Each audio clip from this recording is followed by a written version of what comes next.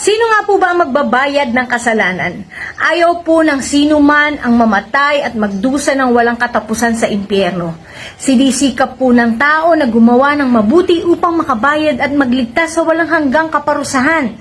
Dumadalo po sila sa simbahan, nangingili, nangungumpisal, nag-aabuloy po, ngunit kahit isa man po sa mga ito ay hindi makakapag-alis ng kasalanan. Hindi mo mababayaran ang iyong kasalanan.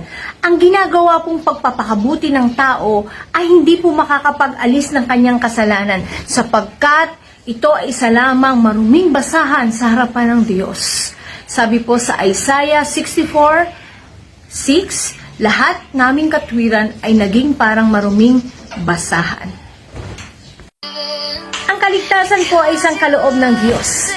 Sabi nga po sa Efesos chapter 2, verse 8-9, sapagkat sa biyaya ko'y nangagligtas sa pamamagitan ng pananampalataya, at ito'y hindi sa inyong sarili, ito'y kaloob ng Diyos, hindi sa pamamagitan ng mga gawa, upang ang sino man ay huwag magmapuri. Tito chapter 3, verse 5a, na dahil sa mga gawa sa katwiran ng ginawa nating sarili, kundi ayon sa kanyang kaawaan, ay kanyang iniligtas tayo. Ang mga mabuting gawa ay bunga po ng ating pananampalataya kay Kristo. Si Kristo lamang po ang tutubos sa sala. Datapwat itinagtagubili ng Diyos ang kanyang pag-ibig sa atin nang tayo'y makasalanan pa. Si Kristo ay namatay dahil po sa atin. Makikita po natin yan sa Roma chapter 5 verse 8.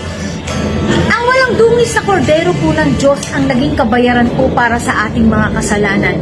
Ibinigay niya ang kanyang buhay upang tayo po ay mabuhay.